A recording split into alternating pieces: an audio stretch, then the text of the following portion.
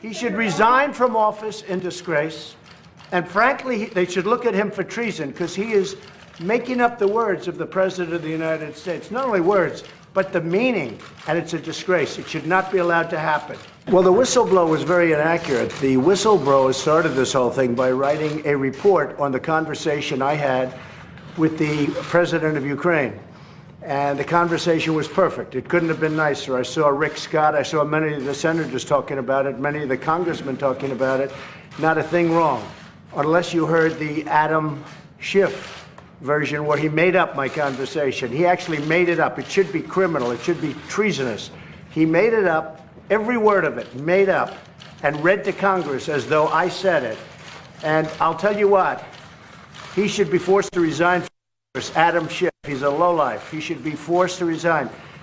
He took a perfect conversation, realized he couldn't read it to Congress because it was perfect. It was a very nice conversation. I knew many people were on the phone. Not only were many people on the phone, we had stenographers on the phone taking it down word for word. He took that conversation, which was perfect. He said, I can't read this. So he made up a conversation and he reported it and said it to Congress and to the American people. And it was horrible what he said. And that was supposed to be coming from me, but it was all fabricated. He should resign from office in disgrace.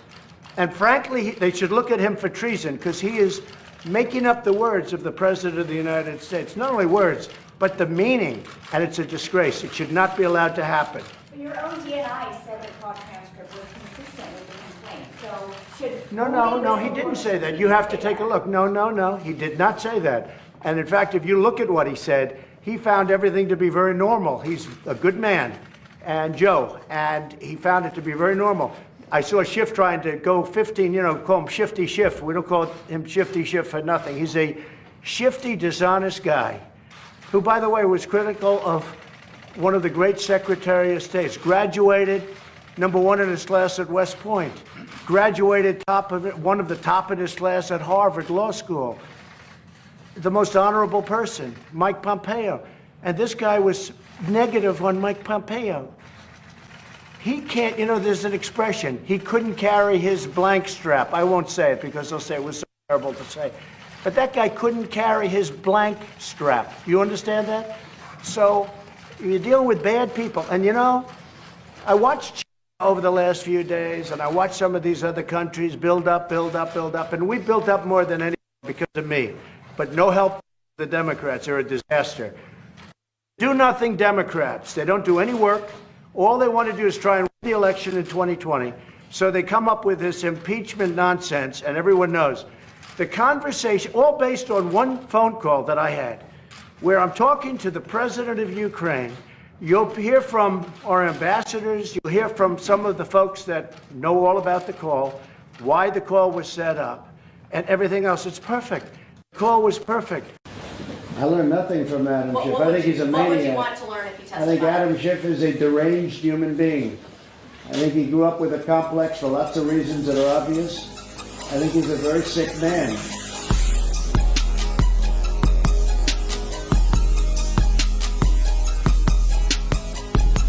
For the hearings, we don't get a lawyer. We don't get any witnesses. We want Biden. We want the son, Hunter. Where's Hunter? We want the son. We want Schiff. We want to interview these people. Well, they said, no, you can't do it. We can't do it. So when it's fair, it will be fair in the Senate. I would love to have Mike Pompeo. I'd love to have Mick. I'd love to have Rick Perry and many other people testify. But I don't want them to testify when this is a total fix. You know what a fix is? It's a fix. Just think of it. Tomorrow, I don't think anybody's going to watch. I'm not going to watch, but I'm going to be doing this. It's much more exciting. But you know what? Tomorrow, think of it. They get 3 constitutional lawyers and we get 1. That's not even smart because it's not going to matter. And they take 3 and they give us 1. Who ever heard of anything like that? No, but I want them to testify, but I want them to testify in the Senate where they'll get a fair trial. What do we want to learn from Adam Schiff testimony? From which? From Adam Schiff. I learned nothing from Adam Schiff. I think he's a maniac. What would you want to learn if you testified? I think Adam Schiff is a deranged human being. I think he grew up with a complex for lots of reasons that are obvious. I think he's a very sick man, and he lies. Adam Schiff made up my conversation with the president of Ukraine. And one of the reasons people keep talking about it is that's what they saw. We have a perfectly beautiful 3 or 4 page transcription, and then in the other case, a 2-page transcription of the conversation.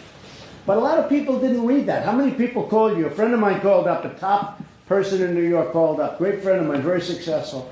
Gee, I didn't like what was said. I said, oh, where did you see it? Did you read it? No, I didn't read it. I heard Adam Schiff give it. I said, well, that's not what was said.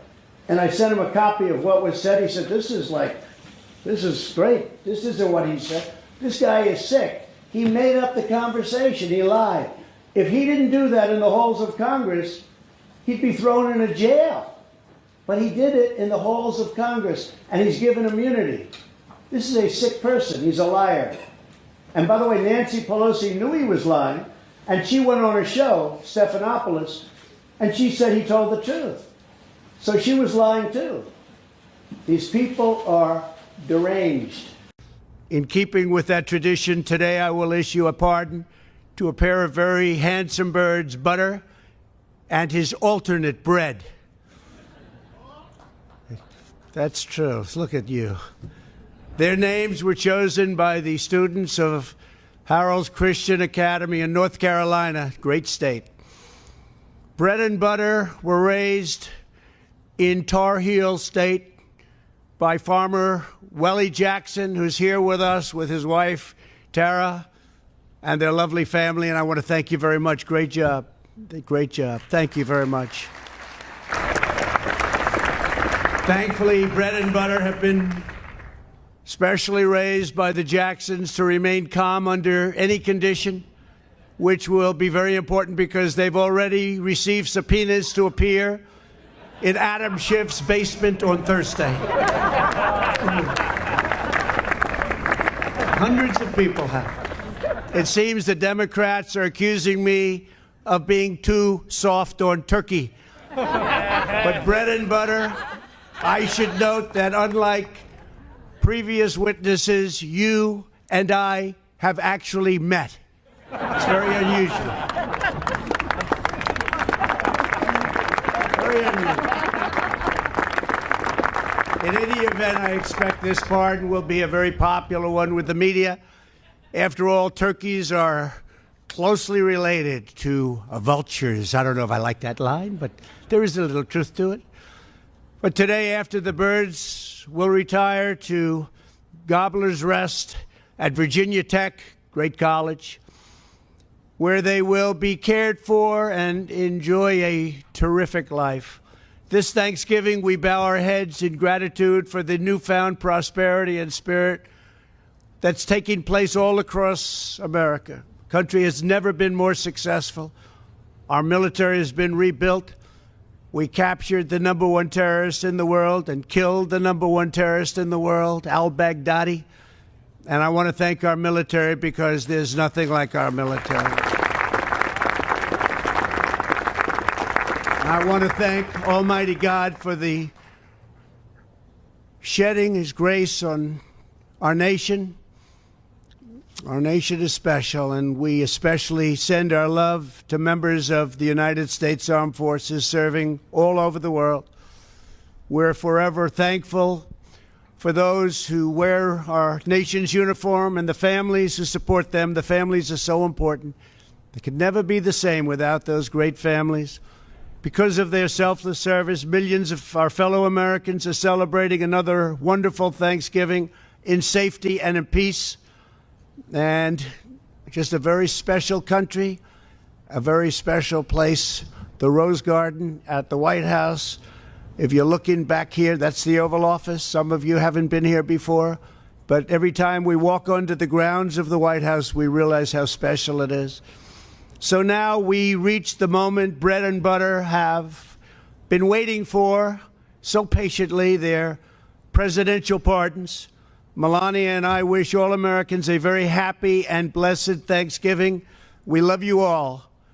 Butter, let's talk to you for a second, because I'm going to do something that you're going to be very happy about.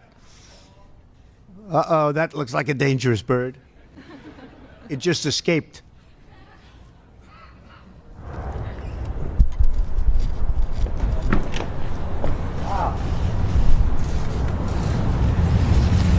Butter, I wish you a lot of luck. But I hereby grant you a full and complete pardon.